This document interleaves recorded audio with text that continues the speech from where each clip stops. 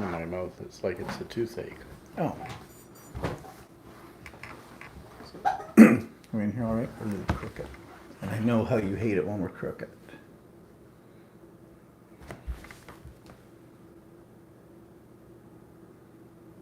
Will that tripod hold it that way? I don't know. Now we're crooked. We're really crooked. What are you matching it up to?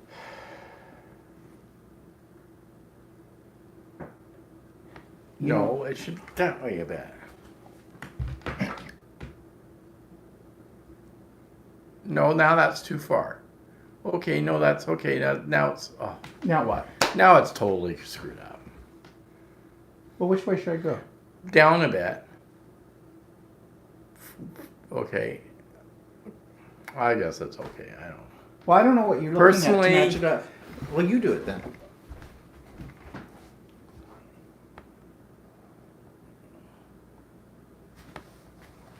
Oh, that made a load of difference. Yeah, right. Okay, so see if I can get hooked in here.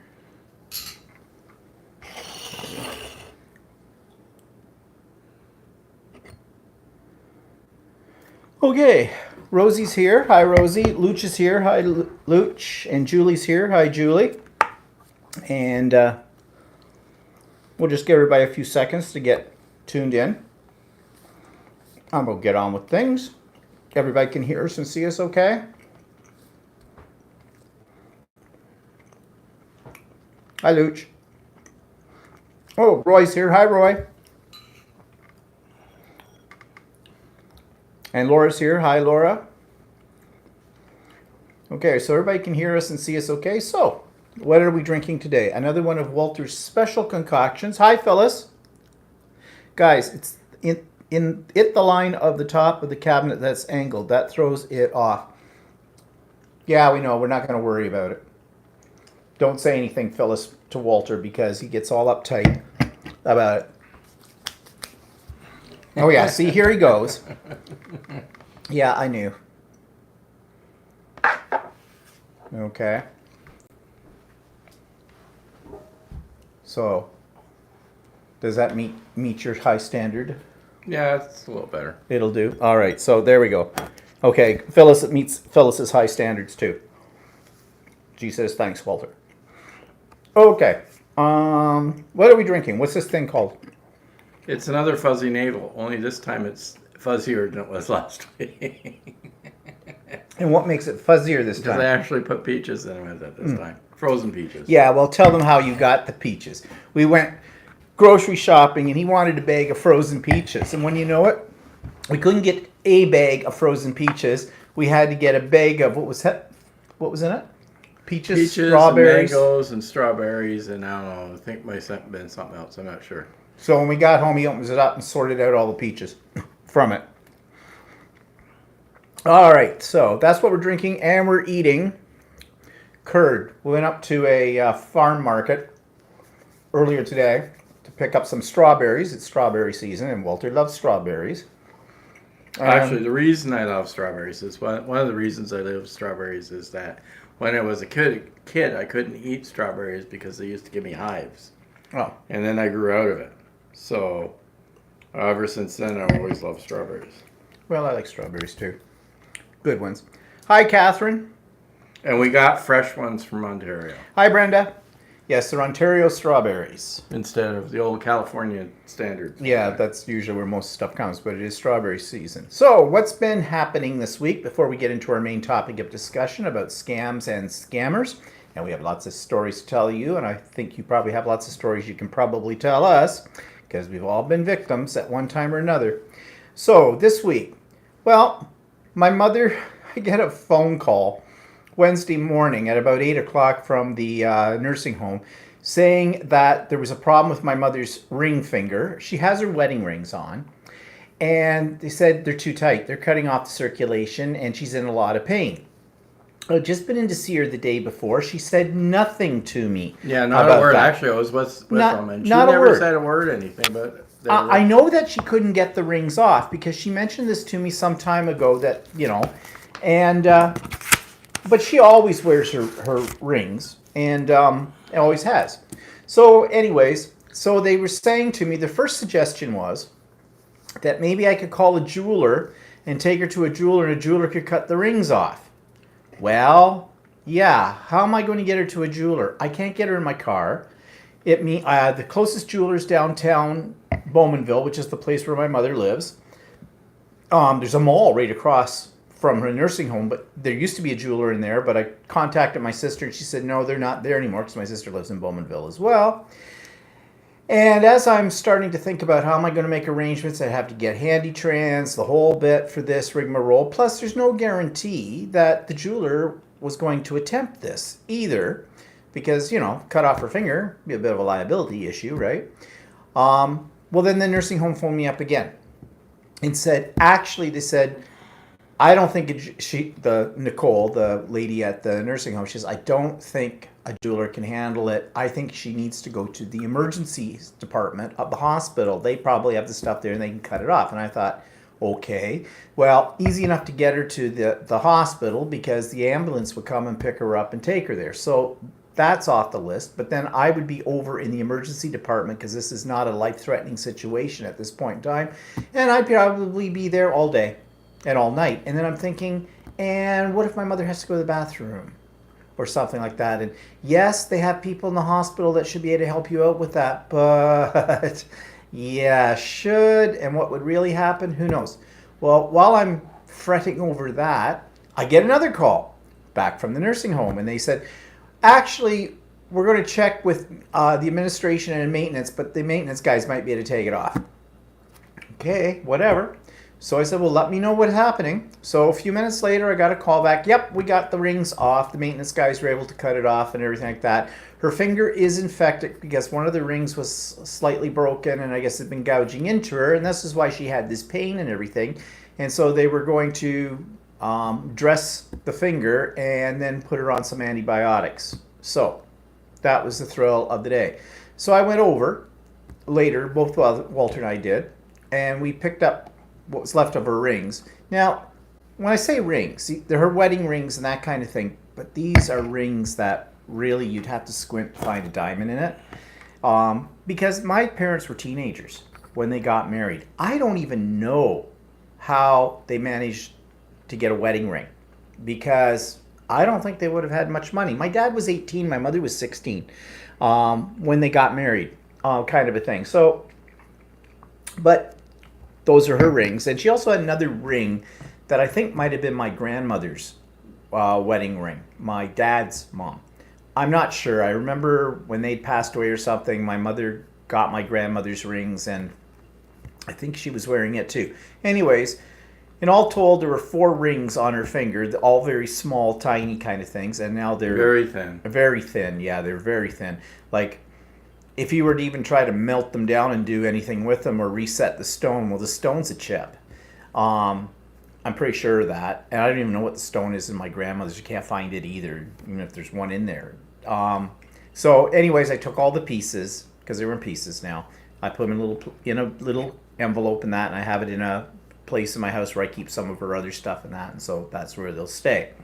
But anyways, it would have been nice if my mother had told me she was having this pain. But she didn't. Well, then she sort of said to us on Tuesday, well, everybody knew I had those rings on, and I kind of assumed that they would know. No, unless you're screaming in pain or say something, how do we know? I mean, I have rings on my hands too. And my rings come off. Well, mine come off too, and I take mine off every night because I can't stand anything on like that on me when I'm trying to sleep. But I don't know. But anyways, that was fun this week. So let's see. Oh, let's just catch up here. Who's here?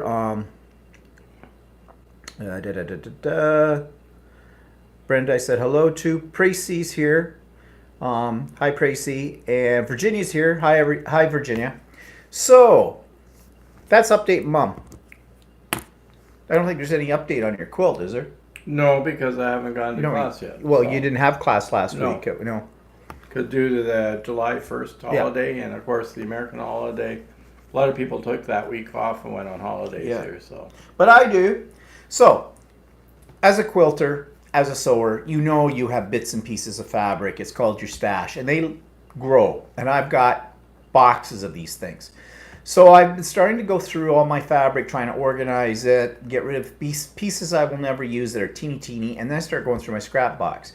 Well, I'd seen stuff about doing, raw edge applique, they called it, and making artistic pieces and doing textile art and stuff like that. So I decided to give it a try with the pieces, and this is what I created. This is a small wall hanging. Have I got it up the right way? Yes, I do. And there's a sunflower there. I don't know if you can see it. And there's a butterfly. The butterfly I had done some time ago on my embroidery machine. It was just an extra. The sunflower, I just went on to Google Images, found an outline for sunflower, printed it out, and then copied it over to my applique pieces. I'm kind of really getting into applique. And then all these other pieces in the background are all little scraps that I just cut at random and laid out. And then I sewed over top of them, just free motion kind of a thing. And there's even thread embedded in here as well. So it's a little wall hanging, and I'm kind of happy with it. I think it looks kind of cool. And it's a way to use up your scraps. So I think I might make a few other different types of this kind of thing too. And I put a border on it, and I backed it. It's not really quilted because it has a lot of stitching on the front, but it's a wall hanging, and I've got this part up here, that's for the rod. I'm thinking of hanging it in our bathroom downstairs because we don't have a lot of color in that bathroom. So anyways, it's kind of fun to do.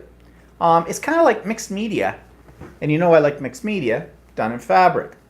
And Laura likes it. Phyllis likes it. Great. Yeah, it is. It's just fun, Tracy, because you don't think about it. You just throw stuff down. So yeah, I kind of like that. And now I'm taking all the scraps too as well, and I'm making them into sort of bigger pieces of fabric, but they are, a mixture of colors or whatever. And I'm thinking of actually making a quilt out of those pieces. Now I've done something like that before, called a crumb quilt, but I might get a little more sophisticated with something like this. We'll see. What are you doing? Well, I don't know. Something screwed up with my chat. You haven't shown your square yet on this one yet. What do you mean my square? It froze on me. It froze on me. And it's not. Excuse us for a moment.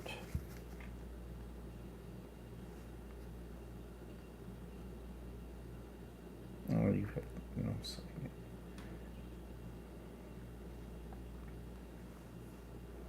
okay, we'll get you going here. There you go. Very commercial now. Yeah, really. We'll just skip over the commercial. Okay, we got Walter back on. Luch says, do you guys use digitalizing software to create your applique? I'm not sure what you mean, Luch. Do you mean did I use the embroidery features or the decorative stitches on the sewing machine to sew them down? If that's what you're asking, yes, I did. But did I create them? No, I did it longhand. I printed out a line drawing of the sunflower. I put it on my light board.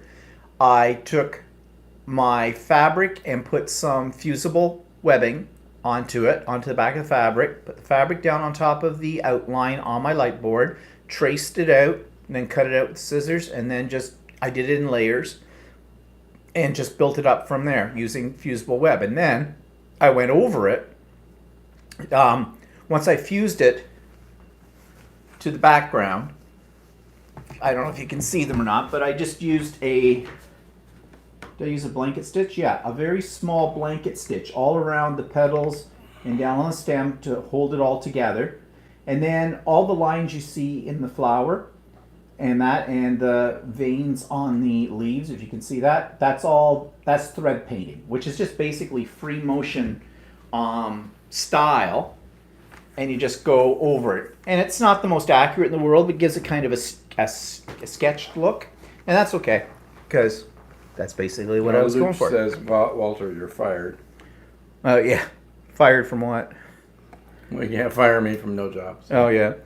But anyways, it's a lot of fun, and I enjoy doing it. Okay, so we went to a party last Monday, as we were telling you we were going to, and we had a good time.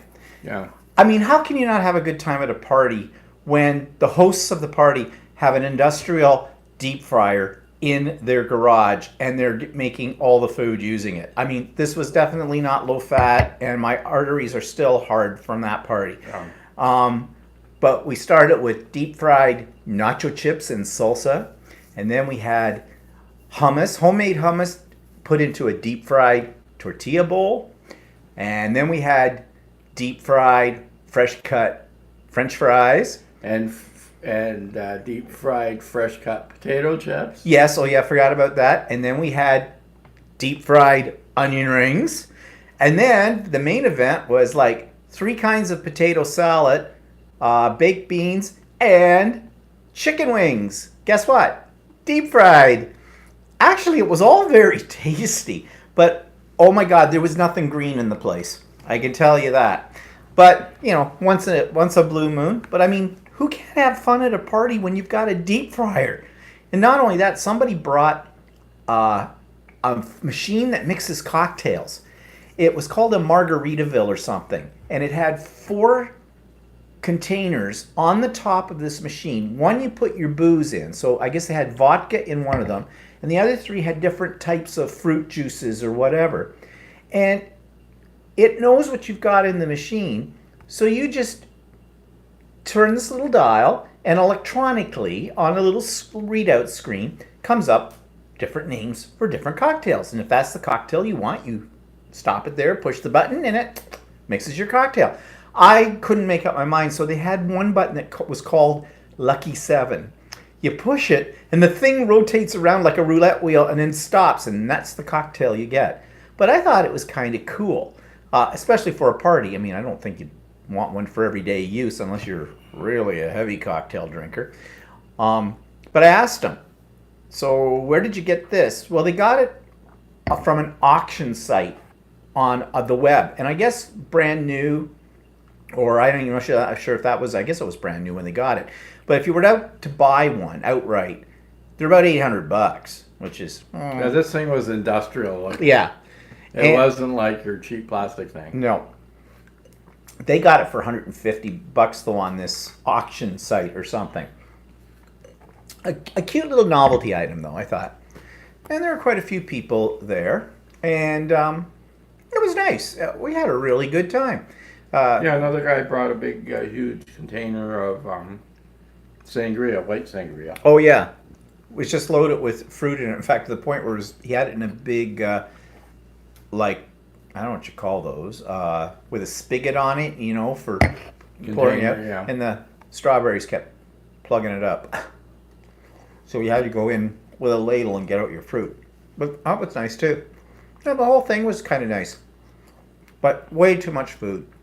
And as I said, Yeah, by the time we got to the main course or whatever, it was everybody had loaded up on so much appetizers. Yeah, and nobody wanted the was main really course. that hungry. but it was nice. Hope we get invited back next year. Now it's our turn. We're going to have to throw a party. But we're going to wait until into the fall a little bit from it. Because people are usually off and about in the summertime. Luke says you didn't have any greens, but you had lots of fruit. Yeah, on so many levels. Okay, so yesterday we decided to go for a little drive to a place east of us called Picton. We went to Belleville first. Belleville is about a little over an hour away from us or so. And we went to a quilt shop there, and whoa, I'd heard about this quilt shop, and it's a good one. It had all kinds of fabric and all kinds of other stuff. But she had a sale going on, so we bought it. Discontinued fabrics or something like that. So she had a room upstairs that basically it was 60% off. Yeah, but the trick was you had to buy 2 meters. But that was okay. I got 8 meters of fabric. Did I buy anything that wasn't on sale in fabric? Yes, I bought patterns, right? Yeah. But No, you so didn't I bought 12 meters. Because I bought 4 upstairs, and then she had those in the sewing room, in the classroom. Those were 60% off too, so I bought 2 more there. So I got 12 meters of fabric, and most of the ones I bought, except for 2, were batiks.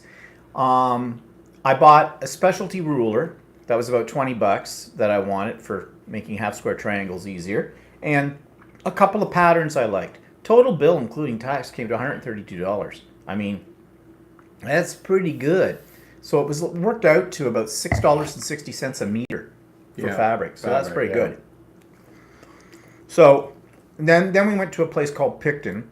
Well, considering your normal price for fabrics were $18.98 to $19 a meter, which is about $5 more than we're used to paying for it at our local store that we go to all the time, Ultimate Sewing. Yeah. But I would definitely go to that store again sometime down there because the lady that owns it was running it. Very nice. You know, no attitude. Never get any attitude being men when we walk into quilt stores. I walk into a craft store, though, that I've never been in before. There's not many of them left anymore. And suddenly it's like you walked into a bar room on an old Western and the piano player stops playing and everybody turns from the bar and stares at you. Well, that's what it's like in a craft store when a man walks in until they figure out that, one, I'm going to be spending money, and two, I know what I'm talking about. But not in a quilt store. Never have had that at all. No attitude whatsoever. Treat you just like any other one of the girls. So, don't know what that's all about. So anyways, that was... Maybe because there's a lot more men, more visible men in sewing than in crafting. Maybe, I don't know. You know, you got Ron Collins who does the is a sewing guru from Janome and stuff like that, and there's a number of other visible men that do that. So not only that, for years and years and years, all the tailors were men. True. Right. True. So, well, Phyllis says boutiques are pricey, so you got a good deal on yours. Yes, I know. They are pricey. And in fact, at Ultimate Sewing, they're more than $14. They're 50. 15. But even 15 is cheap. Yeah, in comparison. And Priest says, we're getting a Hobby Lobby near me. I'd rather have Christmas tree shops. Okay. Hobby Lobby. Anti-gay. Anti-LGBTQ. The gay community does not support Hobby Lobby. They're assholes. They're a family-run business. They're right, conservative, evangelistic Christians. Yep. But enjoy, Precy. If it's the best show in town, go for it. I mean, we've been in a Hobby Lobby. Yes, we've looked. Too, so. Yeah. Oh, and while you're in the Hobby Lobby, you might want to go next door and pick up some Chick-fil-A, too. They also stole Iraqi treasures. Oh, they did? Oh. Oh, didn't hear about that. That's interesting. Wait, I did hear something about that, but I didn't understand what they were talking about. Isn't that interesting? Anyways, but that's not today's topic. Hobby Lobby. So, what's newsworthy? Well, we have some more scandal with our premier. Apparently, the crap is hitting the fan. He's been hiring people, appointing people that are friends of his or friends of his in high places that he has appointed. The jobs are appointing their friends in high places. And so it's all coming down and it's falling on him. And we'll see where that goes. Meanwhile... However, everybody in government... Sure they do. Everybody does it all the time. Like he was complaining about the Liberal government, the government before him, doing just that same thing, patronage, hiring or whatever, right? And but my experiences with the Conservative government, previous Conservative governments, is that they do it in the worst way. Oh yeah, they do it like all the time. But it just looks good because we have a federal election coming up in November in this country, and the federal Conservative Party are trying to distance themselves from Doug Ford.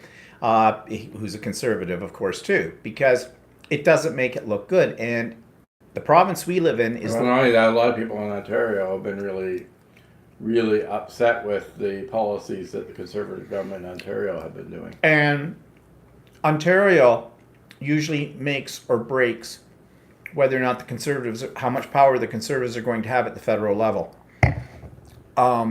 So right now, And the Conservatives, well, actually, in elections in Canada, it's Ontario and Quebec that are usually controlling powers in the election. But the problem, and Conservatives generally, Quebec tends not to be very conservative, because conservatives are often from the English-speaking community, and a lot of them don't speak French very well. And so that... Mind you, it doesn't take much to piss off the French in Quebec. So... Well, so, I mean, I get their point. They want they want their representation there and everything else, too. So, yeah. But it's Ontario and Quebec that usually decides the election, because this is where the most population is in Ontario. That's right. Quebec. So anyways, but I don't think they're going to be able to separate themselves from Doug Ford. Good, because I don't like the conservative spirit. And Laura says, I still think Trudeau will have a minority government. Yeah, I think so too. But as long as if it's a minority government but it's led by the Liberals, I can live with that over the Conservatives. And sometimes with minority government, because they don't have a majority, they tread lightly on policy sometimes. But then sometimes too with the minority government, things don't get done. No. Because they're too busy fighting with each other. Mm-hmm. And one blocking the other. Yeah, Luch says, pretty scary to think PC on both provincial and federal levels. Oh, yeah. We've done that before, so Yeah. I'm sure we'll survive. When Pracy But says just she sort of loved... like people in the U.S. are surviving with Trump. Yeah, so. right. Well, it's the devil, I don't know. But anyways, moving away from that, this week's comments. Nothing, we didn't have too many comments this week to share, but I will share one. Chris, who, is inviting thoughts. She lives in outside of Brisbane, Australia. She said, I just watched the videos on Walter's glass project called Bland Designs, The Art of Stained Glass. Here's the link for anyone else wanting to watch it. Amazing work, Walter. You're very talented. I agree with Stephen. You could open a store or even take on commissions. I'm going to make a noise. Okay, make a noise. Okay. All right, you done? I do have a project idea for Walter. Why don't you use Stephen's applique Australian animals and make some panels for a window as a memory of your Australian trip? Or if you want to scale them down, some lovely glass coasters or anything in between. I think those applique patterns might make nice stained glass patterns. Oh yeah, and yes, we've talked about that, because actually the pattern for the appliques is the same kind of pattern as you would use in stained glass. So yeah, it would be. Yeah, I think it would I look looked good. at that, and I think I would be able to. Yeah, you should figure be able out. to. It's not that many pieces either No. in each one of those. Well, there's 22 in the. I may calculator. have to split some of the pieces up, because there are certain curves you can't cut in stained glass. But anyways, it's a good idea. We'll see. As far as commission work, not the speed he works. That wouldn't happen. People won't pay for it. No, they won't. Actually, one of the ladies I did stained glass with, she did a bunch of these sun catchers, and they're really nice. They're beautiful sun catchers, right? She had them. There's a process that you can do. You can get the lead nickel plated, so the lead becomes really shiny, and they look really sharp, right? Well, she was trying to sell, for the cost of the materials and all her workmanship, she was trying to sell them for $35 a piece at one of those craft shows at Christmas. She couldn't sell any because people didn't want to pay the money for them. No. And it's like materials and your time to do that. It's just it's not you can't. No. Well, first of all, some of those people that are in there who know nothing about stained glass see the same thing, what they think's the same thing at the dollar store, like sun catchers, and they're not the same thing, not even close. But if you don't know anything about stained glass at all, then I can see how you could think, oh, geez, I can go to the dollar store and get something like that. Yeah, no, you can't. It's like quilts. There's no way that I could ever be commissioned to make a quilt for somebody, because they wouldn't be able to afford me.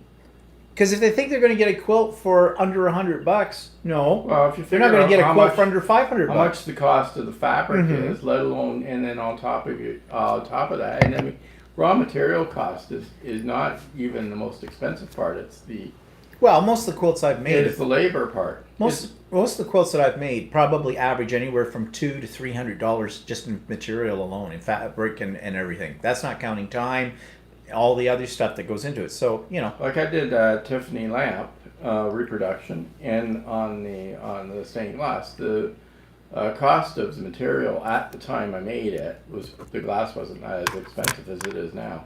Was probably just like over $100 or Yeah. whatever for the material. That's just for the material. Now, the amount of labor was intense Mm-hmm. for it. It took me a long time to do it. If I counted up all the hours I did it, and I wasn't going very fast because No, it took 2 years. No, it took a year actually. Seemed like 2. No, but that's also because I only worked about 3 hours a week on it type of thing. But well, the lady that owned the store, I said, well, how much would you charge if somebody asked you to do one of these, right? And she said, it would probably cost them over $2,000 for me to do it for them. Oh. And that she figured out that she would be making about $5 an hour. Yeah, so that's the thing. So anyways, but yeah, back to Chris's original idea. Yeah, we'd already kind of thought of that at one point. Whether it will ever come to fruition, I have no idea. Because it all depends on Walter. But anyways. It is something that'll be on my mind. Well, Yeah, actually, I do have another project on my mind. Oh, that there's I a lot wanted to do. of projects on your mind. Yeah, I know. Laura says, that's why I make cards. I can make in bulk, and I want to set up an Etsy shop soon. Laura, one thing, you may know this already. Watch Etsy. How much money they take from you to set up a shop. Mike Deacon used to have a store on Etsy. And he did talk about it, probably 2 years ago on one of his vlogs, why he doesn't do Etsy anymore. And it was the cost of maintaining the store because they took a fair amount of money from whatever you were selling stuff for. Resi says I'm banned from it. Oh, okay. At the risk of this going on for days, Tracy, why'd you get banned? Let's hear about this. What are you telling us? Oh, Laura said, yeah, he did. So she knows about that. Anyways, I'm just still curious about why Tracy was banned from Etsy. Were you trying to sell naughty things on there? I was a reality TV insider activist. Oh, okay. That, for some reason, doesn't surprise me at all. Okay, so that takes us to, speaking of scams, reality television show, TV is pretty much that. But that's not our theme this week. I thought we should talk about scams and scammers, and because lately we've been inundated with these. And I've kind of divided it into 3. Oh, so that I confronted a sister of Kate Goslin. Oh, okay. Save that thought, Tracy. That sounds like a discussion for a whole session. So, telephone scams, internet scams, door-to-door scams, okay? And I am sure everybody on here knows what I'm talking about. But we thought we'd share some of our personal experiences with some of these, and maybe you can share some of your personal experiences with this. So let's talk about telephone, and the most infamous one. At least it is here in our area. At least once, if not 3 times a week, I get a phone call. And it's from some guy that with an Indian accent going, "Hello, how are you today? We would like to clean your ducks." Duck cleaners. Okay? And I'm not talking about the ducks that go quack quack. I'm talking about your venting system in your house, right? From your furnace and all that.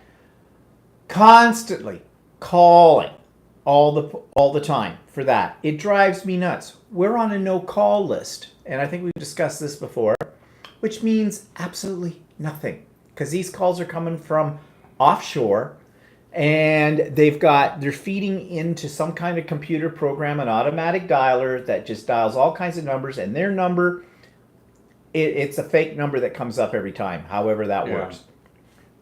Presley says she's trying to get door-to-door sales banned in her township. Which is good, and we're going to come to door too and talk about that. So I'm sure everybody, at least here in North America, have probably had the duct cleaning calls. Actually, I don't know who Kate Goslin is. What, Kate Goslin? Yeah. I sort of know the name. Sounds familiar, but I can't really think who it is. Isn't her brother the actor? It's like Ryan Gosling? Or no, No, I don't know. I think that's different. I don't know. It got me. Anyways. So I know when the duct cleaners have called, sometimes if I'm in the mood, I said to one guy one day, "Oh, thank goodness you called. Yes, I'm in desperate need of duct cleaning. I would love to make arrangements. Well, you can hear him on the other end of the line, because I'm sure he gets the phone hung up on him all the time, or probably told where to go. Show mom, so that's what. Oh, okay. And I said to him, he says, okay, how many rooms in your house? And I said 4,000. Well, she's got 8 kids. That's the one that had 8 kids. Are we having two conversations here? Yeah, okay. Maybe you and Tracy would like to All go right, into another room go ahead. and have All your right, go about Kate Goslin. Jeez, I'm trying to keep this on track, and you two, like crazy bunch. Kate Goslin, narcissist, abusive mom of 8. Okay, good for her. Put them in a blender, spin them around. You've got drinks for everybody. All right. So, what was I talking about? I guess apparently not, because you're engrossed with Kate Goslin for some reason that you just found out about. Okay, Maybe you'd like to look her up tonight and do some research. Whatever. Now, what's talking about? Oh, yeah. So I said to him, yes, we have 4,000 houses. He never blinked an eye. Well, you can't 4,000 4,000 rooms. Yeah. 4,000. And how many bathrooms? I said 4,000, one for every room. This guy was going on and trying to book an appointment with me the whole bit. Now, look, any sane person would have known at this point that I was full of crap. Yeah, even the richest of people don't have 4,000 rooms in their house, okay? And they don't answer their own phone either. So, this guy didn't get it. Oh my God, the plumbing bills. Anyway. Oh, yeah, the plumbing bills, yeah, right. So, another time, sometimes they call up, they have no sense of humor, because they go, hello, we would like to clean your ducts. And I went, oh, I'm so sorry, the ducks have all died, but I've got some really dirty goats. Can you run right over? Click. So finally they get it out. Okay, so those ones you get all the time. But then the other ones that have been bugging us lately, because it's an election year here in Canada, are the polls. You've had a few of those. Yeah. Asking you stupid and they're questions. Obviously leaning towards one political party. Mm-hmm. So you know if you say something that goes against that political party, they're not counting what you said in their poll. So you can never believe polls. Now, is that a scam? Those aren't so much of a scam, except for the way that they use the data. You know, they number crunch. They change things to suit their purposes. You know, that kind of thing. So I suppose on that level, it's a scam. And then, well, you have been involved in, well, no, we'll save that one for the internet ones, because those are the ones that everybody gets all the time. Real estate. Not really a scam either, just annoying. Hi! Did you know that we just sold a house in your neighborhood for X amount of dollars? Are you interested in selling your house? No. Do you know anybody that would be interested in selling their house? No. Could you recommend us to a friend? No. Is your dog currently in a house? Yes. Is your dog selling? No. Like, okay, get off my back drumming up your bloody business all the time for this. We have a real estate agent that lives right in our neighborhood, and she sells a lot of the houses in this neighborhood because she's in the neighborhood. But only once has she ever come to our door. It was her husband that came to the door. Well, actually, there was one that went up for sale a few weeks ago, and I logged on. This is how tricky they're getting. I logged on to find. I was just curious what the house looked like inside, right? So, anyways. Oh, his other hobby besides stained glass is voyeurism. Anyway, so I looked it up, but I had to go through a questionnaire to get to it from her. Oh, right. From who? From the one that's Penny. on our ones there? Yeah, oh. So I answered the questionnaire, and then of course she emailed me back, asked me if I was interested in selling, and I said no. No, I just want to snoop. I Thank said you. no, I wanted just curious to look at the house that was in my neighborhood. She actually was polite. She said, okay, thanks. Well, did she know who you were? No, I don't think she did, but... Because I was going to say, she should be polite. She's in our neighborhood. She doesn't live that many houses down from us. But anyway, so you get that. Now, here's one.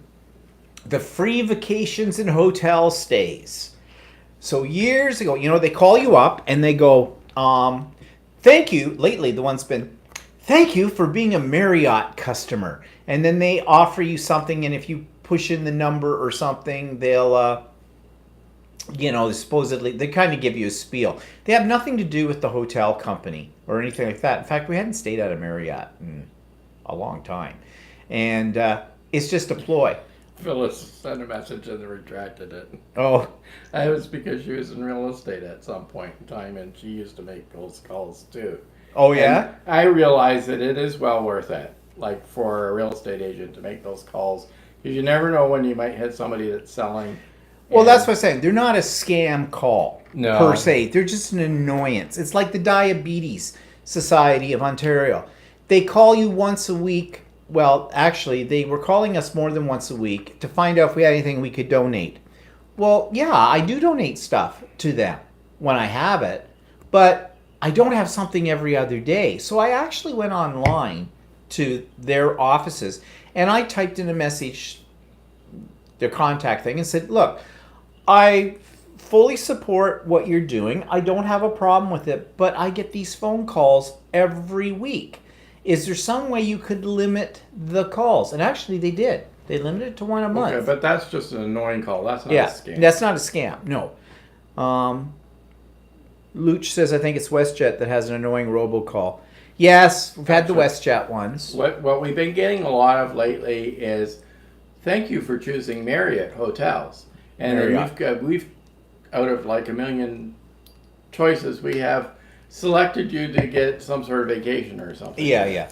Well, I read recently that Marriott's database has been Compromise. compromised, and these may be phishing calls. So, and Marriott generally never used to call me, even being a member of their points system, ever before. It's just recently, and apparently they had their database compromised. So I wouldn't doubt these are all scams that are coming through. Yeah, well, Tracy says, from what I understand, Trump got rid of the no-call list. That's why we're getting robocalls. She also says real estate and cold calls were a regular thing. Cold drop-bys were awful, knocking on the doors and disturbing people. Yeah, I wouldn't want to do that for a living. And Luch says, there's a new Chinese robocall. Do you guys get that one? Well, which Well- Chinese, as in what way? Yeah, in what way? What are they? How do you know it's Chinese? Yeah. Hello? Would you like the fried rice? No. Oh, that's probably racist. Yeah, too bad, sue me. Anyways, back to saying about these free vacations. So, yes, they want to usually come to your house and sell you a vacuum cleaner or something like that.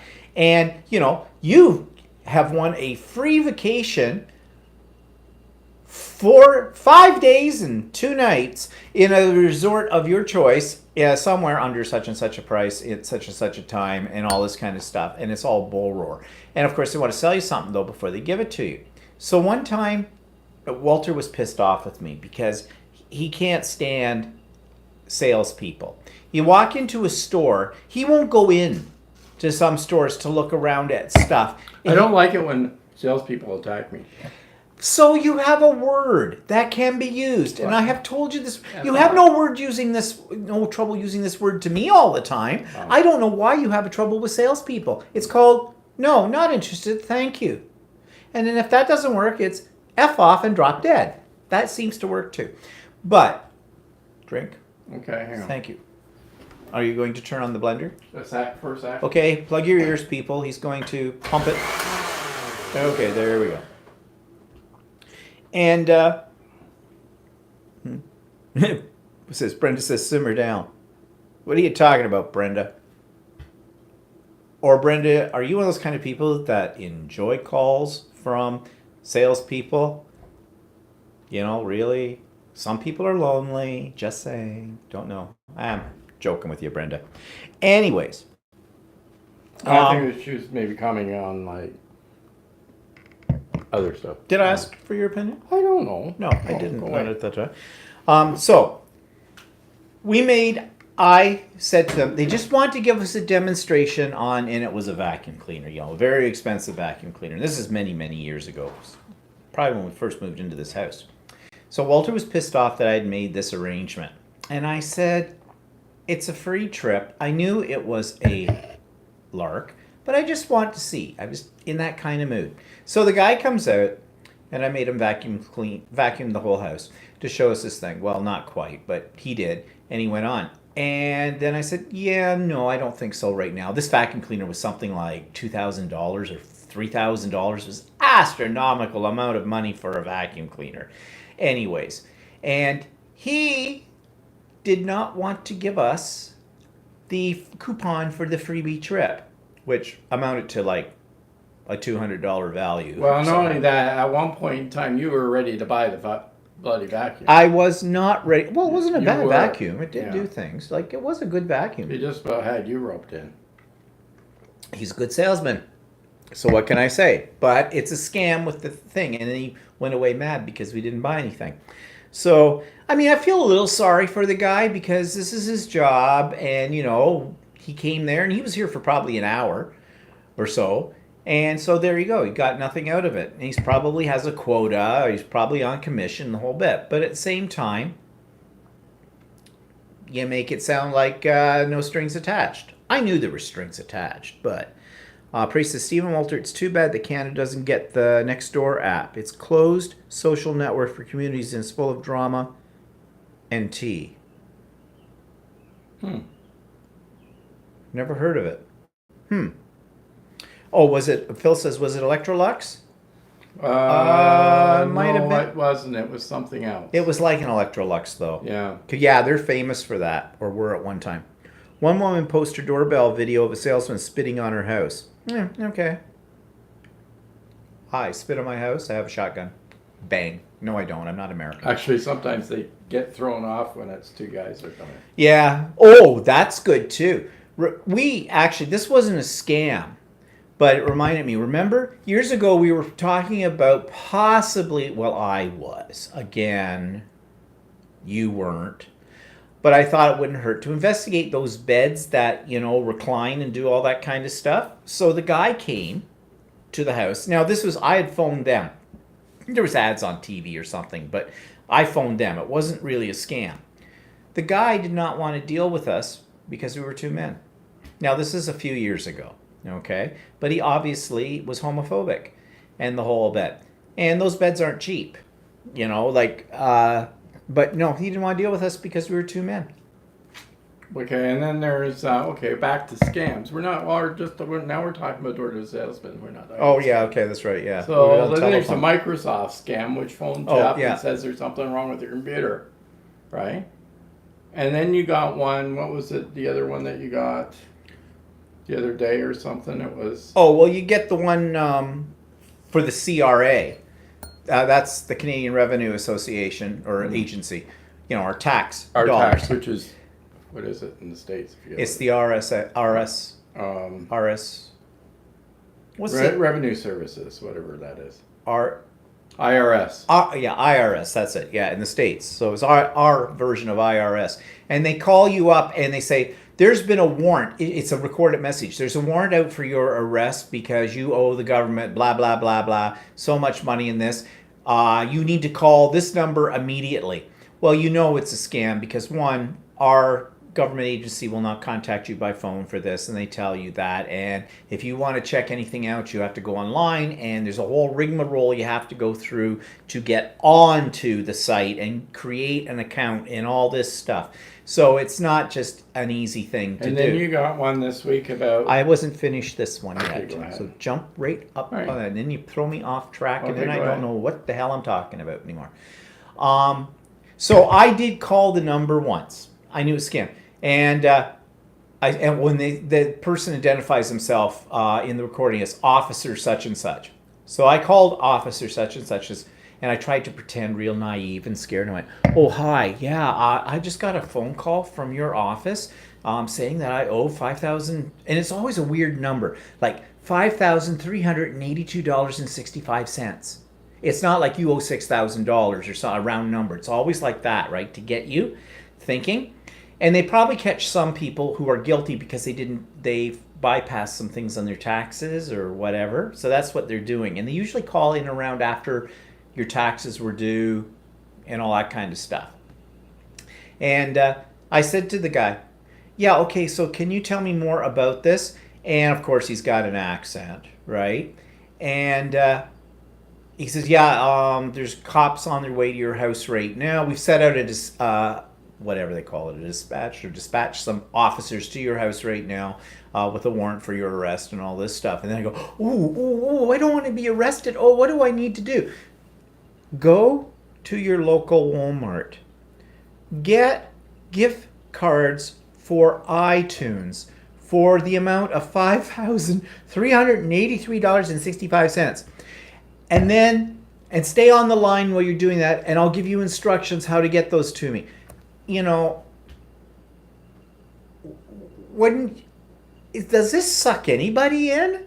And yeah, it does, unfortunately, because they feel so uptight about the fact that they're owing money to the revenue service. But they're asking for gift cards from iTunes that you pick up at Walmart or your gas station. That's the other one where they get you to.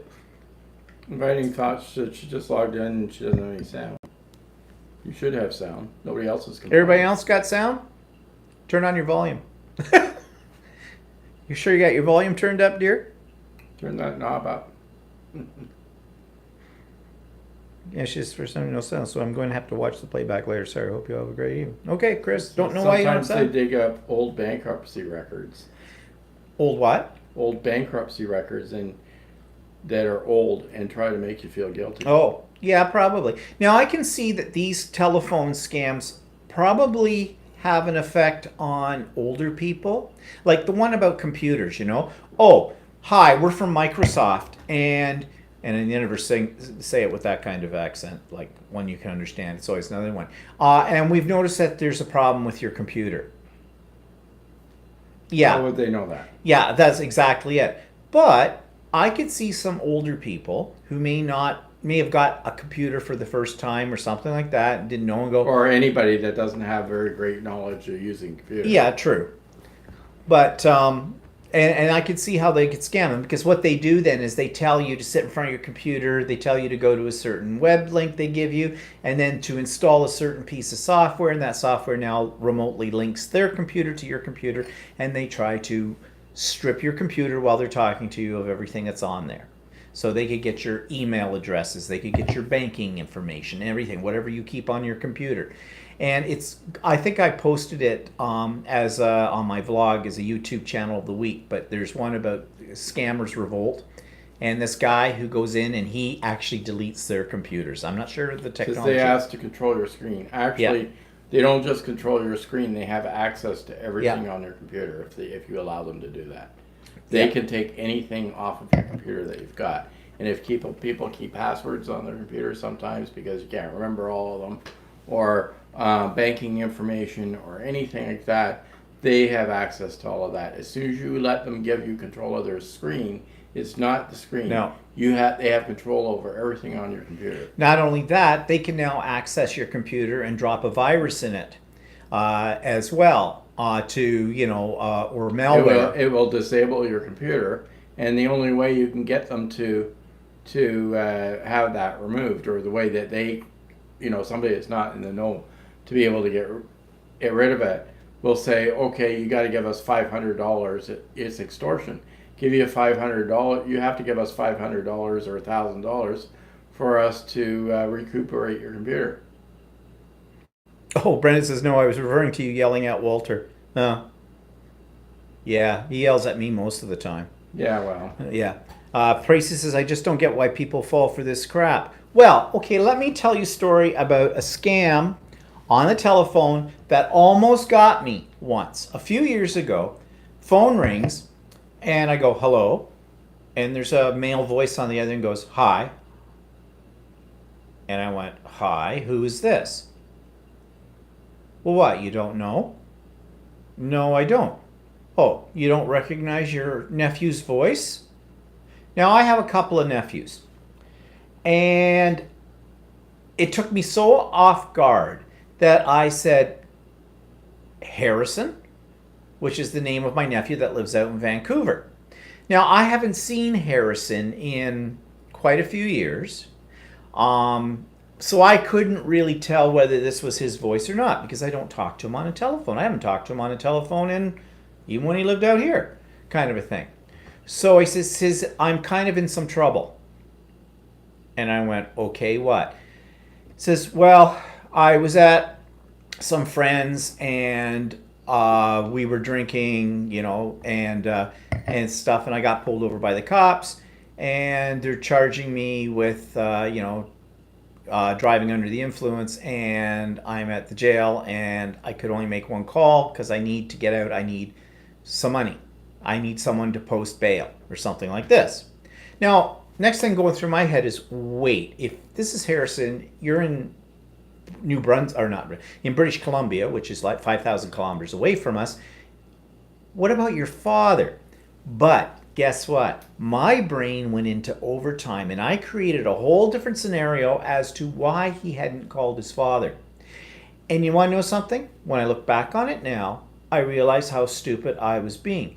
But here's what happened. They play on your emotions. They pick up on certain cues of things that you volunteered to them, and then they work with that. I mean, these scams are a little bit more dangerous because these are not just people asking to clean your ducks. They know the psychology behind how to get people in. And he said, yeah, and I says, well, how am I going to get the money out to you or whatever? He says, well, the lawyer, they assigned me a lawyer. He's going to call you back in a few minutes and make the arrangements for that. So I said, okay, fine. Now I'm thinking in my head, how am I going to do all this? And then Walter says, it's a scam. How do you know that that's Harrison? He never identified himself. He never said his name, nothing. With that, I went, right, you're right. You're right. So I waited for the call. So the call comes back in. And this lawyer going on, okay, well, he's your nephew. Never used his name again. Your nephew, he's here in jail. He's being charged with this, and the other thing. He needs to have bail posted by a relative. And I said, and how much is that? He says, $1,000. And I said, and how do I get the money from that? Well, he says, well, you can wire it to, I'll give you a transaction number, something is, or you can just give me, now this is where it got, but you just give me like a credit card number. Yeah, no. But by then, of course, I knew this was all fake. So I said, okay, I just need some verification here. What's my nephew's full name? I said, what's his middle name? And see, because he knew that I had said his first name. But I had never said his middle name. And they didn't have a last name either, of course. And I hadn't given the last name. So then I got click on the other end of the line because I knew the gig was up. But what annoys me about that whole thing was, it's me more than them, is they caught me at a weak moment. I could have actually ended up losing some money on this. And I'm glad I was home.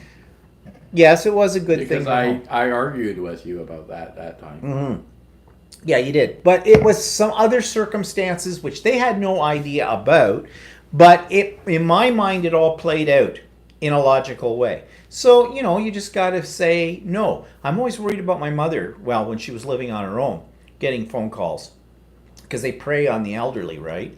And I said to my mother, always say no for anything. I said, you can tell me about it later. I'll investigate it, but always say no. And she always did. Years ago, when I was 35, we're talking 25 years, more than 25 years ago. Yeah. My dad passed away, and I took over my mom's finances and stuff like that. And part of in Canada at the time that he passed away, you got $3,000 towards funeral costs from the government, right? Yeah. And so my mother got this phone call about 2 months after my dad passed away that said they were from the federal government, that they made a mistake and they sent her too much money. Right? So then my mother said to them, well, you'll have to phone my son, and because he's the one that takes care of the finances. So they actually did call me at my office and told me that, yeah, there was an overpayment of like $2,800, and so my mother would only get $200 for funeral costs, and that they would have to get the money from me. And I said, well, what's your name? Because I work for the government, and one of the policies of the government is you're supposed to give out whoever's on the other end of the line your name. your full name, who you're dealing with. So I asked him, oh, well, it's our policy here not to give out names. And I said, well, I work for the Ontario government, and it's our policy to give out names. I assume the federal government has the same thing, right? Well, then they said, well, no, we don't do that, blah, blah, blah, and all sort of stuff. They were And I persistent, said- weren't they? And I said to them, well, you'll have to send us out. You'll have to send us out a formal bill from the Ontario or from the federal government to let us know that of the exact amount that's owed, and before I will actually send you any money. And then they just sort of hung up, But the thing is they couldn't send it to us if they didn't know our address. No, that's right. And that we never did receive a bill, so I know it was a scam. But you see, let's say your mother didn't have you, Yeah. and she was on her own, or my mother Yeah. that way. They might instantly think, oh, well, geez, I didn't know this. Well, I have to get this sorted out and the whole bit. And that's what they do. They feed on the ignorance and the innocence of people, especially older people who may not be aware And of actually, these the things. person that I was talking to on the line, it wasn't like it was East Indian or another accent from a foreign country at that time, because that was way before the internet stuff and all the other stuff happened. That's right. And but it was one of these telephone scams, and it wasn't. I can't recall if the person had an accent or not. So, Well, and that's the thing too. That what was I going to say? You're talking about the accent and the whole bit. Oh yeah, a lot of the scams now are coming. They've figured it out that as soon as somebody hears an accent that sounds foreign, they hang up the phone. I mean, I do that now with the duck callers and the whole bit. I just hang up, can't be bothered with the whole thing. But now they've got recorded messages, and the messages have been recorded with somebody who has a North American accent. And it makes it sound so much more legit, and then they give you this number to call. And of course, there's all those ones. Now, I don't know if those in our country, whether they got rid of those, but there was a big scam back, many years ago, when Bell, our major telephone provider in our area, were issuing, what were those called, those numbers that were paid numbers for things. You paid a fee if you if you dialed those numbers. oh yeah, something Like that. They were for legitimate businesses or something. But then these scammers got onto this, and so that if you'd like to know more, or please dial, and they give you a number. Well, they charge you for every minute that you were on the phone line to them. They had, I don't know how that went through the telephone provider, but I guess Bell got wise to this, and I think they cut that all off. Phyllis said one day, somebody named Bruce Wayne called her, and I told him to give my love to Robin. That'd be a good one. Yeah. But anyways, yeah, and the latest telephone scam that we've been getting is this subscription renewal. It came through the other day. I was on the phone when the call came through, so the voicemail cut in automatically. So then after I got off the phone, I realized my light was flashing. I had a voicemail, so I went into it. And it started off saying, but it was like the message had got cut off at the beginning. It says, your subscription will be automatically renewed for another year unless we hear from you, and they gave you a phone number with this thing. I went, I don't have any subscriptions, and that wouldn't be the way that would be done anyways for renewal, because that's against the law to do it. So I've ignored it. But this is a new one now that they're doing, and you looked it up and you said that this was apparently they will try and scam you by, I'm not exactly sure. They'll say like if your subscription isn't renewed, I don't know, I can't remember how it was. You'd end up having to pay like $500. They try and scare you and stuff. Yeah, so the right. thing is that they, I'm not really sure how it worked, but there was something like that. And then what it is they try and get you to phone up and give you your credit card number online, right? So, I mean, with all this stuff, this is all through our landline more than anything else. We both have cell phones, and I don't know. We've talked about it, but I'm a old dog can't teach me new well, I tricks. think we should get rid of the landline. Yeah, I'm just wondering how that'll affect all the other stuff that we have bundled with Bell Yeah, well, that's the only other thing. right now. That's a story for another day. Yeah. But anyways, because that's all we get on phone calls. We just get scam artists on the phone or polls and stuff like that. And then, of course, moving on to the internet stuff. Like, there's the famous one. Your computer's held hostage. You get a blue screen says you've been locked out of your computer, and unless you call this number to make arrangements to pay this money, you can't get into your computer. Yes, you can. You know how? You turn it off. You turn it back on. That's gone. Simple as that. I've had that one. Haven't had one of those in a long time. Actually, I had one where it actually reappeared after I turned it on. Oh, I had to go through a little bit of stuff to get rid of it. But it's a scam, and it's crap. You're better off taking your computer. If you don't know how to fix it, you're better off. Hi, Andy. And it doesn't correct itself when you turn it off, turn it back on again. Take it to somebody that knows how to deal with the computer. Yeah. Don't listen to their crap. No, don't, because they're just going to and then they'll try to tell you they're to put in a program where they can take control to fix your computer. Yeah, no, we've already gone over that. Tracy says, I use AdBlock Plus and I get none of that.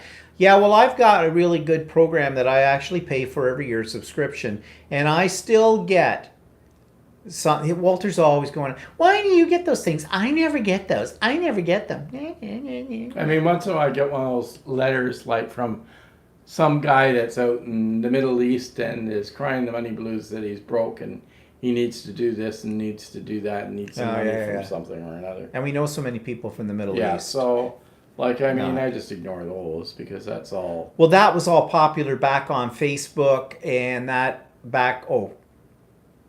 I don't know if these come up much anymore, but used to get the email scams, either on Facebook or through your email saying, hi, I'm such and such from Nairobi or someplace, and I'm the widow of such and such, and my late husband was a millionaire, and I need to get this money, but it has to come through some kind of North American transaction. So I'm wondering if you could help me out for this, and I will pay you for this. You are going to get like 50% of this millions of dollars and all this kind of stuff. And all you have to do is just send them your information about your banking and everything, and forward them. Or either that $10,000. Yeah, $10,000. And people actually get roped into that. I don't understand. Because people are greedy. They figure they're going to get the big bucks. It's the get rich quick idea in people's heads. No. Like somebody always says, if it sounds too good to be true, then it's too good to be true. And nothing is for free. And that's true. You always have to look at it. There's always strings attached. Whether those strings are minor, like through businesses, like that sign we saw downtown that said, free beer tomorrow. And that sign sits out there every day. Syracuse says they got the computer notice of Microsoft problem. Yeah, you get a little blue screen. It locks up your computer and all this other stuff. And that's crock. That is a crock. Yeah. I've had it happen once in a while. I haven't had it for a while. No. But there is that, and there's a way to get rid of it. I mean, one of the ways is try to just log off. One of the ways is just to power your computer down and turn it back I on. just hit the power button. And I don't even go through the shutdown procedure. I see that come up. I click nothing else. You hit the power button. I hit the power button. It goes down. Right. And then it comes back up. Most of the time, it doesn't re-engage again. But what they've done is it's a small virus that you picked up, and all it does is it changes your default page, your default internet page, to their own page. Yeah. So what you have to go in is you've got to change the default page back to what you normally use. So it really hasn't damaged your computer, but if you're somebody that doesn't know about that or how to do that, your default internet page. Then you're going to panic mode, I'm sure, with it, and that's what they're counting on. Phyllis says her Apple ISP has protection built into their platform. It can be upgraded if you contact Apple. I've never had to pay more. Well, Apple usually has. Actually, a lot of people don't. Apple is usually pretty much more secure than Microsoft with their systems, and most people that use Apple don't use virus protection that much because Apple's much more secure with that stuff. Yeah, well, Apple claims too that you'll never get a virus with The that. other thing is if you run, I don't know about that. nobody knows this, but if you run a Linux or Linux system, Linux. then nobody sets up, because there's so few people that use Linux. These scammers can't be bothered. Well, it wouldn't be worth their effort. Yeah. For that. But yeah, so the problems with the computer thing is one. Now, another ones though that are a little bit more subtle. This is a bit of a scam, but not necessarily because it's taking anything away from you except your time. When I first retired, I signed up to do online surveys. Supposedly, I would earn points for every survey I did, and I could cash in the points for, merchandise or gift cards and stuff like that. And it was perfectly legit. But they'd send me these things, and some of these would take 45 minutes to fill out. And I would get the points. In fact, I cashed in some of the points, and I did get like a gift certificate for Amazon. And I think I got one for Indigo, which is a bookstore area in this, out here, and things like that. But they took up so much time. But a lot of times, and Walter will tell you more about this in a minute because he recently was doing a lot of this. When you plugged in your age at the beginning of it, what's your demographic, and it goes up, then it would come back and say to you if you were too old for what they were looking for, which was most of the time they wanted younger people, say, I'm sorry, you don't fit our demographic, so we'll contact you again for another survey at another time. That was it. So it took like 30 seconds. But they're getting a little bit smarter on that. Tell them your story. Okay, so I'm on this site that says rewarding your opinions and you pay off in air miles or whatever. So sometimes if I'm not busy, I'll fill in one of these surveys, right? So they sent me one and I started filling it in, and it was about banking and all this other stuff. And I kept filling it in and filling it in. And then I got to the end and they said, we have some final questions to ask you. And I spent half an hour doing this thing, right? And then I get to the end and it says, okay, what's your age? So fill in my age, which is 61. And then... oh my God, are you that old? And then I put in, then they put in, oh, what kind of work do you do? And, well, I put in retired, right? Then all of a sudden a page comes up, sorry, we no longer, sorry, your demographic doesn't fit our profile or something like this, and we can't use your data. After I spent half an hour, couldn't they have done that at the beginning?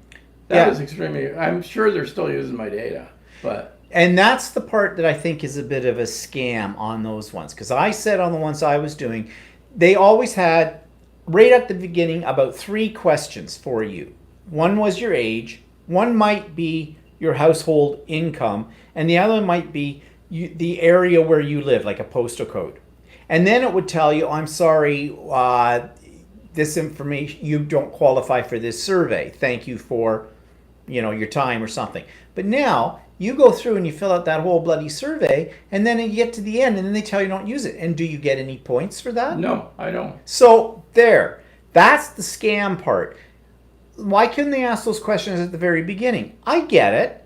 There are certain surveys where they want to target a certain demographic. Okay, ask those questions at the beginning. Actually, it seems to me anytime, even the other surveys that I'm doing, I'm thinking of getting rid of this thing, is anytime I do the surveys, I get the first couple of questions is, what's your age? What do you do for a living? And as soon as I put in that I'm retired, then suddenly they don't want to talk to me. No. So what I was doing until I stopped doing them was I was so friggin' tired of filling out the stupid surveys. I would just, and some of them were really elaborate. They'd have this chart and you had all these buttons you had to click, satisfied, not satisfied, very satisfied, really wonderful, having an orgasm, drop dead, kind of a thing. And you had to put them in and they'd be pages long. So I would just take my mouse and go click, click, click, click, Yeah, click, some click, of them click. too I wouldn't even tedious. read them. For the sake of getting Yeah, the now points. they're putting trick questions in. If you've read this question, click this button. Yeah. They were doing that too, and I Yeah. did do that. So I was kind of scamming the scammers. Well, it wasn't worth my time and my And effort. actually, the way some of these surveys are written, they're extremely poor. So Yes, some of them I had a little trouble understanding the syntax in the sentence. What do you really want here? But Tracy says, Walter, look up BZZ Marketing, Gigwalk, etc. Great money makers. And Phyllis says, be sure not to fall for the online IQ tests. You know what? Some of them been wanting to do is they want you to send some of your personal information. Well, Yeah, I no. don't do that. And one of them was like, okay, they wanted to do a survey of your Netflix viewing habits. They wanted me to download all my viewing habits and send it to them.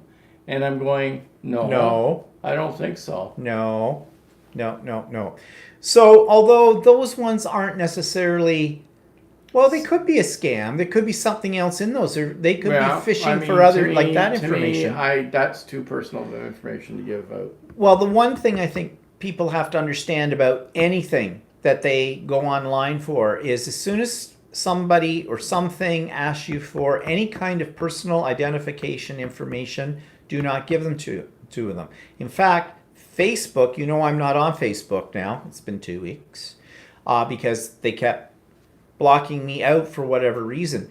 Well, one of the things they wanted for me to get back on was to prove my identity. And I had to send to them as a JPEG personal identification information. And they were not specific as to what that information should be. Did they want a driver's license? Did they want a birth certificate? Did they want a passport? None of those things I was sending them. I wasn't sending them anything like that because how do I also know, even though I went through Facebook and into their help center, did I really go into their health center? I looked at the URLs. I always look at the URLs, and you can tell when a URL is probably fake because they'll be 3 miles long and they'll have a whole lot of stuff in it that has nothing to do with the initial site at the beginning of the URL with it. But it did look legit, but I'm not sending it to them because Facebook already has a reputation for selling your private information to other companies or getting hacked and the whole bit. Yeah, I mean, I'm not giving anybody my in fact, there was a legit one that came by through the other day for Staples that wanted me to change my password. That one, and I just thought, oh, that one was legit. I checked that one out. Sure, so no, I know, because I got that one too. I'd rather be safe than sorry. Yeah, well, that's right. But also, they do not have any of my personal financial information online, even when on my old account. All they had was my name and my address because I ordered some stuff to be delivered before. Yeah, but they did not have the other because it went through President PayPal. Says, does Canada have coupons for grocery stores? Yes and no, not to the effect that not the like US the Americans has. do. No. No. We might get 10 cents or $1 off of something, but I suppose there's a whole thing about how to use coupons cleverly too, because there are conditions on some of these things, but that's for those extreme couponers. We're not extreme couponers. we don't have the ability to use coupons the way if you see them use them on TV. Yeah, where you can double down on them and all go other to stuff. this. You And you can't do that. No, we can't do that here. That doesn't work. Mind you, I don't know, depending on where you are in the United States, some of the times that we've been in the United States and looked at your prices in your grocery stores, you're not always that great. No, like, wow, how do people eat in the States? And we think our prices are high on food. Maybe we're going to the wrong places. I don't know. Hi, Mel. But anyway, so that's the surveys, credit cards, and bank information. Okay, I think everybody knows this, but then again, I can see how people get sucked in with it. I just had one this afternoon. Apparently, my BMO card needs to be activated. BMO stands for Bank of Montreal, which is one of the 5 major banks in Canada. I do not have anything to do with the Bank of Montreal. I do not have an account, never have had with Bank of Montreal. I do not have any of their credit cards, nothing. But it looks legit. And all the ones they put up for banking do. They have copied their logos, and some of them are so legit looking. If you go down to the bottom of the screen, and you know how sometimes if you want to unsubscribe from something or you want contact information, it'll be in fine print. It'll all be there. But click on it. There will not be a link. It will not activate. It won't go to that. So, but again, look at the URL. Because the URL will tell you the story. Because when you see something and if you read it carefully and look through, even though there might be a lot of coding in it, you can tell that's not legit. Plus, the banks, at least here in Canada, always, constantly tell you, we will never contact you by email or on the internet, and we'll never contact you by phone asking you for personal information. You have to contact them. Well, the if only there's a time I've problem. gotten a phone call from a bank is they Hi, Nairi. worry that my credit card information has been compromised. So Yeah, Nairi says they're having school holidays right now in and South so are Australia. we. And we Only- are too. Only at summer holidays. Yeah. Oh, Laura, if you're still on there, happy holidays. Anyways, yeah, the credit card ones, I get those all the time. I just trash them. And then there's deals of the week. Okay, lately I've been getting a bunch of these for legitimate companies. They're legitimate companies, but they're not companies I've ever dealt with. Like one was magazine, Runner's World. I don't run. Okay, I just walk fast. Only to the bathroom. Yeah, only to the bathroom. And suddenly, and they've got this deal on subscription or on related merchandise. Now, these are legitimate companies, okay? It's legit. But how did they get my email stuff? Well, I put them in on, I went in and, you get this little thing. In our country, and it might be across North America, they made a law in our country that all companies contacting people through email by a mailing list, you go to a store, like you go to Staples, which is a stationery store here in Canada. You go in, they always say, can I have your email address, please, when you're buying something? Well, I used to say, sure, here it is. Now I say, no. Because what they do is they want to send you out advertisements for products and stuff like that. It's not a scam. It's just annoying. And so I just say no all the time. But that's how they get the information. But how do these other ones get it? Well, our provider of our internet service, Bell, claims they do not sell any of their mailing lists to third-party individuals. Oh, they do. Oh, they do. And the government does too. And the government does too, because your government, where you work. Yeah, where I worked, would resell all information. Hi, Jody. So that's why I get these ones. Now, the unsubscribe button that I was talking about, that's that below, which now says by law they have to provide that, is usually a tiny, tiny, itty bitty little type. But it's there. And it will take you to a site, and it will ask you a question. Click the box to unsubscribe, and it'll say, can you tell us why you're unsubscribing? And they give you a choice like, these no longer pertain to me, I'm getting them too frequently, they're full of crap, you should die, things like that. And then they tell you it may take anywhere from 10 to 14 business days for this to be activated. So I fill those all the time. Or I go in and I create a filter where I block out some of these. But some of the ones you get, you can never block out because it's like the automatic dialers.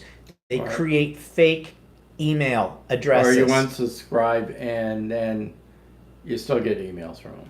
Yeah, and Precy says, I give out a dummy email account that I never go to. Yep, I've tried that as well on things too. But for some reason, it doesn't matter. Some of this stuff still slips through. It's kind of the modern 21st century equivalent of junk mail, which we still get junk mail. But it's junk mail, basically. It doesn't necessarily mean it's a scam, but it's annoying. So deal of the week. Amazon does this. Amazon, every day, deal of the day. Because Amazon is analyzed, which you have looked at. They keep a record of everything that you have searched for on Amazon and everything you have bought on Amazon. And so they personalize products that they think you might be interested in. And you want to know something? It's not really a scam. It's just probably really good business. But sometimes they've come up with stuff that I have bought. Because I went, oh, yeah, really? That's kind of cool. Yeah, I think I want that. So, it's not a scam, but it's just kind of annoying how much they know about me. And then there's, let's call them dating sites, shall we? Sometimes you have to be careful what you put into the search engine. Like, if you put in organic and accidentally hit a different letter and end up with orgasm, you might get a whole lot of things you really weren't searching for, including free sites that offer to entertain you with things. Nudge, nudge, wink, wink, say no more. And then you start getting those personalized ads for these things. For the longest time, I was getting stuff for Viagra. Don't go there. Don't even think about it. Not even sure why. Never mind. Your lips are sealed. Whatever. So, you got to be careful because there's little things in your computer called cookies. And I think everybody knows what cookies are, and I don't mean the kind you eat. Cookies is a little program in your browser that records where you've been and what you've been doing. And when you go to a certain company's website, legitimate company website, because you want to order something, whatever, they may drop in a cookie. Now, your browser may come up and say, okay, this website wants to drop a cookie. Will you accept it or not? Now, cookies are not all bad. If you go to a website frequently, you do business with them or whatever, cookies are a good thing. They save you some time when it comes to filling out forms or whatever. But other companies that have the cookies now are going to do what Amazon does. Personalize the advertising. Well, it's just like if you go, let's say I go on and start looking for hotels in Australia. Well, the next thing I know, I get all these advertisements for hotels in Australia. But that's because they've picked up on my cookies. Yeah. And you can go in and you can clear out your cookies and you can go into Microsoft Edge if that's the browser that you're using, and you can automatically, every time you're finished in your browser, it will automatically clean out all your cookies. But when you clean out all your cookies and you go to a website that needs your name and your password to get on to it, it wipes that out too. That means every time you go to that, you have to put all that information back in to get into the website. So there's a convenience factor there. But if you're truly concerned about your security, then you might want to wipe out your cookies all the time with it. So, Pracy says, or Mel says, you should have some VPN software. He does. I have VPN software, yeah. With that. Pracy says they aren't even tasty cookies. True, they're not. Phyllis says cookies, schmookies, Apple calls it history, easy to find and delete. Yes, it is with it. I sometimes go in and selectively delete my cookies, so, but yeah, I'm a little bit more into computers than the average person. Or possibly porn, but that's a story for another day. Whatever. Praise says I'm not. I have 7 different internet IDs. I use different browsers for each, so I don't accidentally cross post. You see. I would be totally confused with having that many. I wouldn't know. I have a couple of old internet email addresses I haven't used in years. And apparently somebody has one of those old ones of mine because I get information, legitimate information for them. Some guy out in Alberta, Canada, who's a contractor, I get his invoices and his quotes. He runs a construction business, I guess. I've tried to contact him and let him know this was happening. Finally, what I did was, it was an old Hotmail account I haven't used in 1,000 years. So I went in and I deleted it. But in order to delete it, I had to wait 60 or was it 90 days for it to be fully deleted. Because Hotmail's owned by Microsoft, and Microsoft, I guess, didn't want to give up someone. I don't pay anything for that. I haven't used it. If this guy has it now, he shouldn't. It belonged to me, but he's got it. Then I don't want to cause him any grief. I don't need it. So finally, I think I got a notification that that's gone. But occasionally I do get emails or information for other people that have the same name as me. And apparently the same email address, which I don't understand, and that comes from Google. So it's my Gmail account, which I don't use. I used to use it with the kids at school for sending their essays to me, but I didn't want to give them my real email account because you know what that would open up, right? Mm-hmm. And so it just automatically forwarded their essays to me. And I told the kids, it wasn't true, but I told them that, okay, if you write a personal message to me or something on that, I will never see it because it's set up to strip all that out. All it's going to do is send me your attachment, which is your essay. And that seemed to work. But whatever. I don't know. So the last one is door to door. You don't get a lot of this anymore, thanks to the internet, but you still get somebody. As soon as someone comes to my door that I do not know, and they got a clipboard in their hand or brochures or something, I probably get a look on my face that says, I'm a snarling dog, I'm going to bite your bloody head off. That's my normal look on my face. Yeah, pretty much every day. I wake up to it, I go to bed to it, it's whatever. But one of the ones that really annoys me is the water heaters and furnaces. They come in and they show you, now we haven't had one of these in a while, but how much, they want to see your last gas bill. We're on gas heating here, okay? And want to see your last bill, and I say, why? Well, so we can show you how you can save money on that. No, I'm not switching over. Now, there was a point where you could switch to some other third-party companies away from the main gas companies. I don't know how that's working these days. No, I don't know. But that was back then. There's a thing that they were coming door to door and said they wanted to put you on a contract for your gas. Yeah. So that that's how it works. Supposedly to save you some money. But in the long run, it was proven that most people ended up paying more. Yeah, and then you were locked into a contract that was bogus.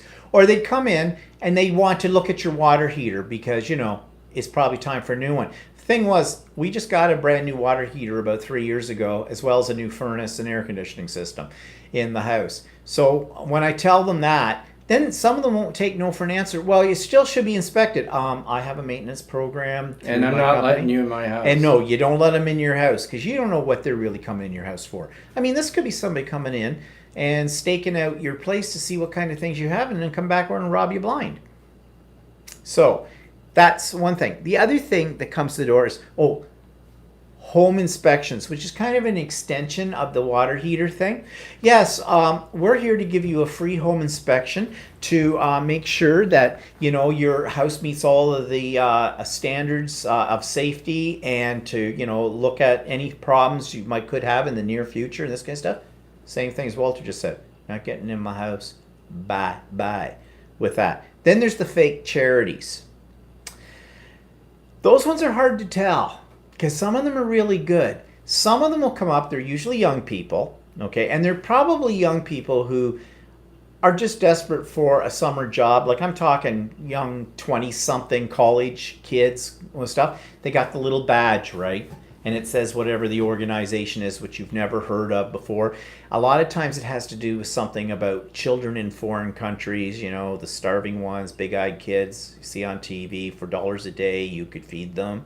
For the cost of a cup of Starbucks coffee, you could feed a whole village.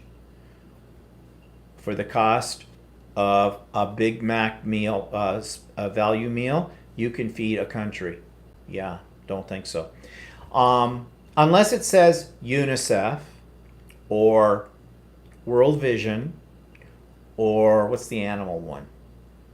World Wildlife Fund. Yeah, then I'm skeptical, because those ones. But even then, I don't give them to anyone. The only time I've ever given anything to World Wildlife Fund is one of the ladies I used to work with was collecting for them directly, so I felt secure to give that to them. So yeah, so I usually just.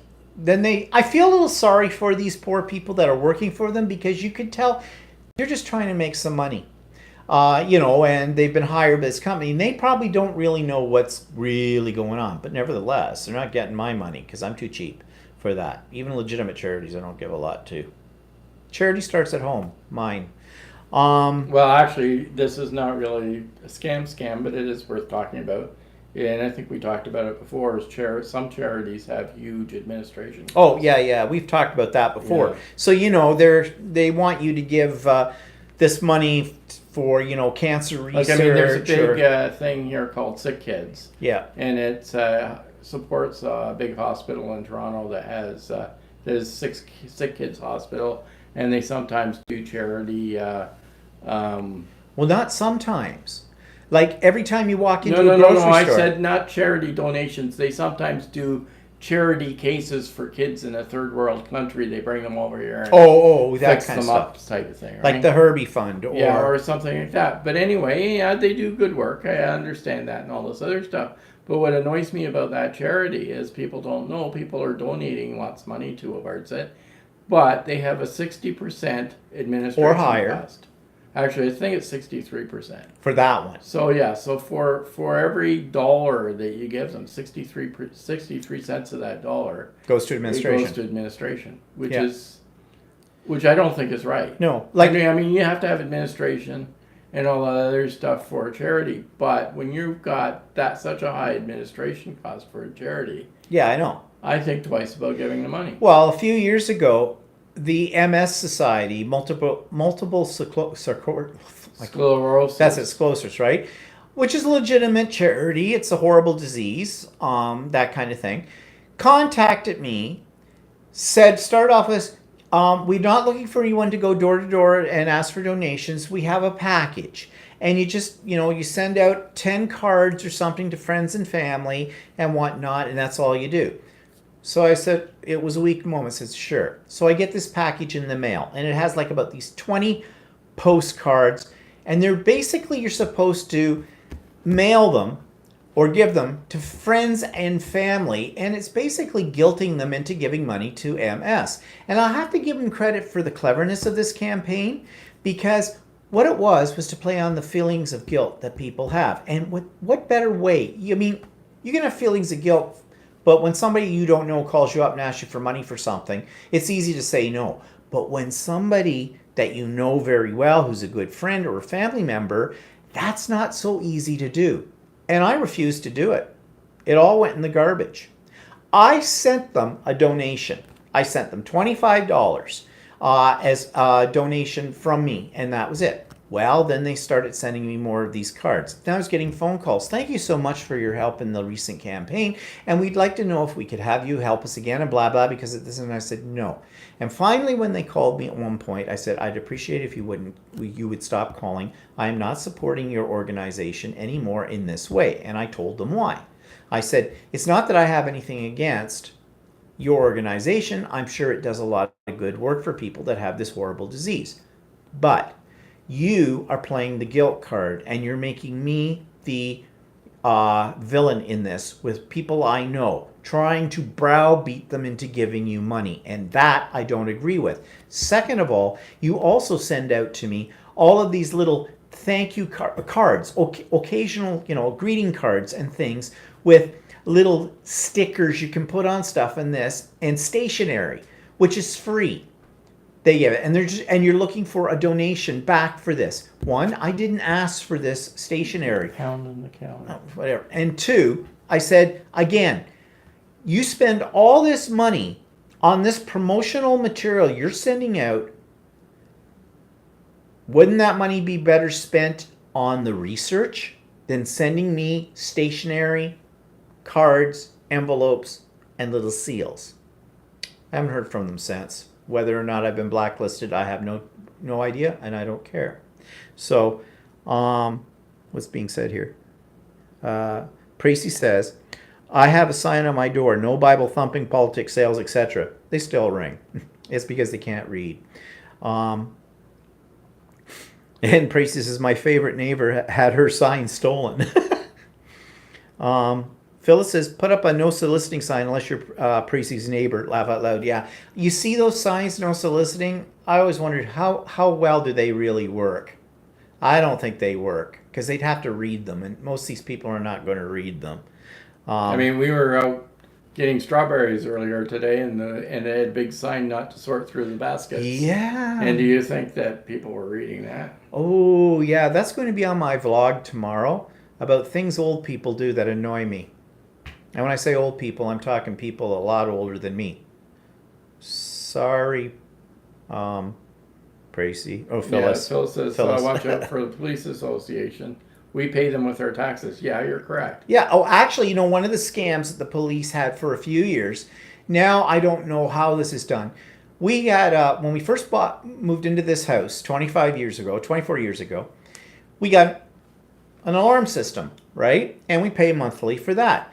Then we got this notice a few years later that we had to pay a once a year charge that went to the police for $50, so they would continue to monitor our system beyond what the security system was supposed to do. If they got called, that they would come out. That they would come out, because I guess they were claiming they were getting too many false alarms and it was eating up on cop time. You know, some kid was playing with the keypad or whatever, kind of a thing.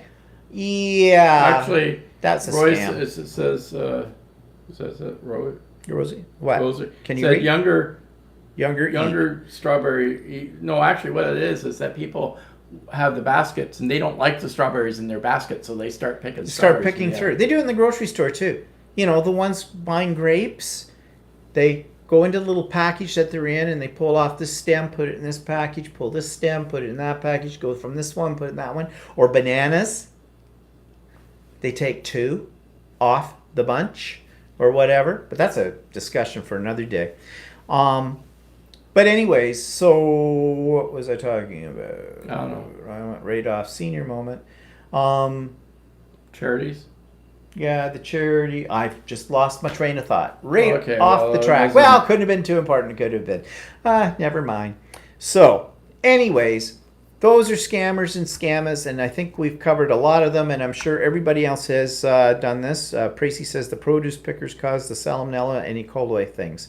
Yeah, probably. Yeah, people touching it with their grubby little hands. Yeah, I don't want them touching my food. Too many people touch my food already. So, moving on, that was our discussion today. Scammers and scammers. So I guess the bottom line of all of that is Be careful. be careful. Don't give out anything to whatever. You know, Don't give out your credit card information, your personal information to anyone that's asking until you investigate it more carefully. and if they really want to get a hold of me, if it's something that important, then they will call again or they will do something to prove to me. The onus is not on me to prove to them that I have done something wrong or that I need to rectify a situation. The onus is upon them to prove to me what it was that I need to rectify. I think that's the way to look at it. Mel says, only disturbing people who sometimes come to the door are those Jehovah Witnesses. They have their devil's prevention bunker equals their church nearby. And then Priest says, next week, things that old folks do that are annoying to you. I'll be here for that one. Yeah. Oh, okay. That Okay, sounds like that's a- topic next week. Old people tricks that annoy. Okay, we may have to clarify what we mean by old people. Maybe we'll call people that have mature people. an older mentality, or I don't know. We'll think of something with that one. Okay. I was just going to say to the Jehovah Witness, we know how to get rid of them. When we first moved into the subdivision, we had some JWs come up to the door. He's actually very good at that. And I think Walter was still in bed, of course, because it was the morning time, probably on a Saturday. And I opened the door, and there's 2 ladies, you know, nicely dressed conservatively, and they're standing there. I knew immediately they were Jehovah Witness, because my mother used to run and hide and tell us to hide when she saw the Jehovah My Witness mother coming used to down do the the street. same thing. My mother, shh, don't answer the door. Everybody, down, quiet, down. You know, you thought it was like Nazi Germans out there ready to blast us kind of a deal. So they come to the door, and I guess, oh, hi, how are you? And they're always very nice, always very nice. Hi, how are you today? I hope you're having a great day. Well, I am. Thank you so much. And how about yourself? Well, yes, we are. Well, it's a beautiful day, isn't it? Yes, it is. So we were just wondering if, and I go, yes, I know who you are. You're Jehovah Witness, aren't you? Well, yes, we are. And I'd go, well, I know all about you. You see, I'm a Presbyterian. And not really at that point in time, probably. Well, I probably still Well, that was a was- Presbyterian at that yeah. time. And he's go, oh, well, we talk to Presbyterians. And I went, yeah, well, I don't talk to you. Goodbye. Slammed the door. Or another time they came to the door before that, or a time after that, I don't know which. And I said, you know, I would love to talk to you. Why don't you come on in? I'll give you a drink. I just have to take my homosexual lover to the hospital for a blood transfusion. They went white. Then they went out on our sidewalk. They had a little prayer. And I think then they made some sign. Not sure if it was the sign of the cross, the sign of the devil eye. And from that day on, they will walk on the other side of the street. Actually, what happens is then They don't come to they our would door. go to the neighbor's house, the other neighbor on the other side, but they would avoid our house. They would avoid us, very quickly. Satan's spawn. Well, anyways. Yeah, Andy says, I'm older than you. Yeah, I know. Seniors. Rosie says we call them seniors. Phyllis says I'm not Pracy. Who did I call Pracy? Phyllis? You both start with P. I mean, really, if I ran into you on the street, would I know you? Probably not. If you ran into the street and I was on it, would you know me? Probably. Because you can see me? I don't know. Pracy says, if I take a train to Philly, I always confront the Scientologists at Market Street Station. You're just a little ball of fire, aren't you, Pracy? I could just see you there. I just have this image of what you look like. And that. Probably you look like a sweet little old lady and you just rip out the gizzards, don't you, on people. Actually, I worked with a few Jehovah's Witnesses at the company I worked at before. They're actually very nice people. Yeah, but they have a little weird way of looking at life. Well, you see, I have a different prejudice against them because I had kids in school that were JWs, and those poor kids, to me, it's child abuse on an emotional level, what they put their children through. Yeah, I mean, one of the girls I worked with was Jehovah's Witness. She knew I was gay. She didn't really say anything about it, but she ended up wanting to marry a man that wasn't Jehovah's Witness. Well, her family was not happy with her about that. No. And it got to the point where she said, it was like basically her family said it's either us or him, right? And so she actually chose him. And I said to her, look, don't worry that much. I said, if your family really, really loves you and everything else, I'm sure they will come around, especially when you get your first kid. Yeah. But yeah.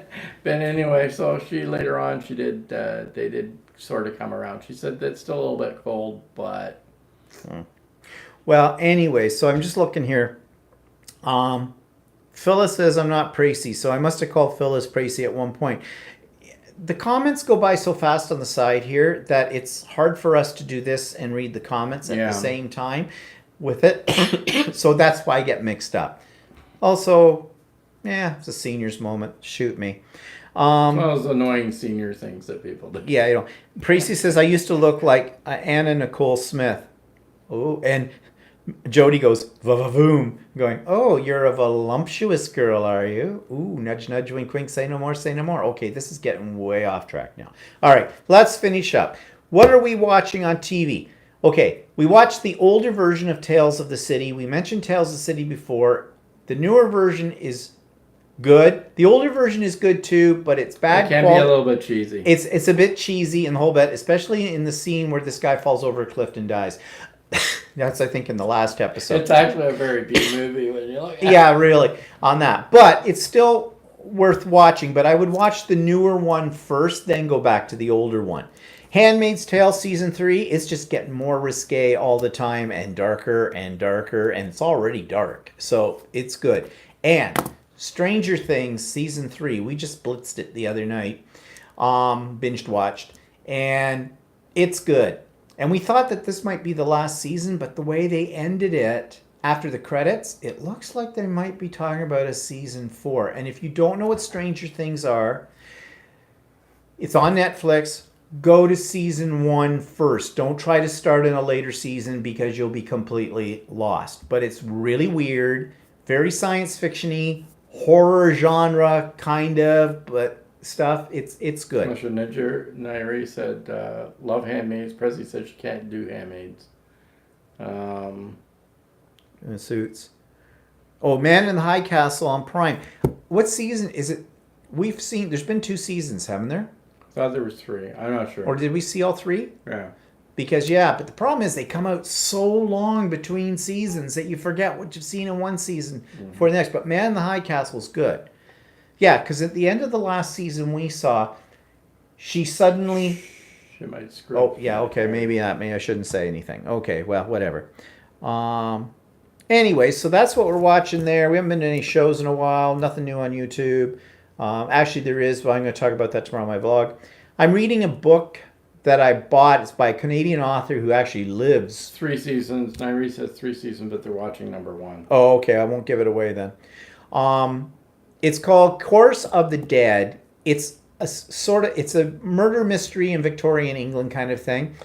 Writing style isn't bad. It's one of those amusing little time wasters that if you don't want to think about things and you just want a pulpy read, that's okay. Go for that. But I got it because this woman was flaunting her books at the Steampunk Festival that we sort of went to for a whole 15 minutes. And she's Canadian and she lives in our general vicinity, not directly here, but in a place not maybe an hour's away from us kind of stuff. So I bought it. What's cooking? Not a hell of a lot these days. What are we having tonight? We don't know yet. I thought you were having your Oh, you stuff. want my gruel? I mean my casserole? Okay, well, that's what we're having tonight. Well, unless you want something else. No, that's fine. I may just have to thicken the sauce. What's coming up? My birthday. My birthday's coming up. It's my birthday. We're going to the west of us. We're going to Cambridge, which is actually where Handmaid's Tale is filmed. Oh, Actually, yeah. if you looked at which episode of Handmaid's Tale was the one in Parkwood, which was Well, that was the latest one, wasn't it? That was episode. That's episode 6? Episode 5 or 6 of season 3. Yeah, they go to a mansion, and that mansion is actually in Oshawa, the city that we live in. It's the Robert McLaughlin estate, and he was the president It's of the the one Canadian. that if you see in the videos, it's got like 4 pillars at the front, and they did some filming inside too. Yeah. Pracy says, Steve and me, you share a birthday. Oh, are we both on the same day? Pracy? I'm July the 14th. But we talked about this, didn't we? Bastille Day. So anyways, we're going to the west of us. Oh, we got 3 nights. We're staying at a college dormitory kind of place. We stayed there before. They open it up in the summer as a hotel, and it's cheap, and it's actually not bad. All right. It's okay. For the money? It's kind of no thrills, no frills, but it's okay. Actually, they have great Wi-Fi, so. Yeah, Pracy's the 14th. Yep, that's me too. Great minds think alike, Pracy. And then we've got tickets to Little Shop of Horrors in Stratford. Stratford is a town half an hour. Where can I find Handmaid's Tale? Well, I think it's on in the United States. It's on Hulu. Yeah, or HBO. No, it's not HBO. It's Hulu. Oh, it's just Hulu? Yeah, because we get it on Crave here, but that's and Canadian. There's another station we have called Bravo that plays it. Mel says Netflix. No. Not in Canada, but in maybe in Canada. Finland it is. I don't know. Handmaid's Tale's only on Hulu. I already said that in the States. Yeah, and it's on Crave here in Canada. Yeah. But it's on Bravo too. It's on Bravo too in Canada. Pracy says Stratford in PA is a snobby town. Well, it is here too, but it's famous for... Actually, Justin Bieber. Yeah, well, it's more famous for its Shakespearean festival that's been going on for over 50 years. But we're not seeing Shakespeare. We're seeing Little Shop of Horrors because I love Little Shop of Horrors. I've seen the movies. I've seen it on stage before, and so that's what we're seeing. Yeah, last time we met, last year, I think we saw Rocky Horror Picture Show. Yeah, we did. Actually, they did a really good job of that. Yeah, they did. And of course, we're going quilt store shopping because there's a whole bunch of quilt stores up in that area. Nairi says in Australia it's SBS. On demand. On demand. Okay. So. Yeah. Yeah. You have to sort of look around for it in your own local area as to what stations might play it. So we'll bring this to a close, but just to let you know, because we're going on Friday, we're not coming back until the Monday. That means Stephen and Walter Live may or may not happen next Sunday. I'm going to take my stuff with me. I'm going to try to tap in to the internet at the college. Now, actually, their internet system there, from what I remember last time we were there, is actually pretty good. So we might be able to do it from where we're staying that night. So if you don't see us next week, that's why, because it didn't connect. And if you do see us, then you know that it worked. Yes, Mel says to Andy, it's also on HBO. Okay. Oh, and Priest says, Stephen, when I was making my hamburger couch, I was sad at the state of the fabric stores here. Yeah. Well, fabric stores here are not that great either. You have to hunt. But anyways, so on that note, people, we're way over time. Thanks for joining us today. So hopefully we'll see you next week. Hopefully next week, if not, for sure the week after that. So just stay tuned. And everybody, have a great what's left of the weekend. Nairi, for you, it's Monday. Enjoy the school holidays. And my vlog will be on tomorrow. And I got a lot of things to share on my vlog tomorrow. So tune in when you see it. And we'll talk to you all later. Bye-bye for now. Say goodbye, Walter. Bye, Walter.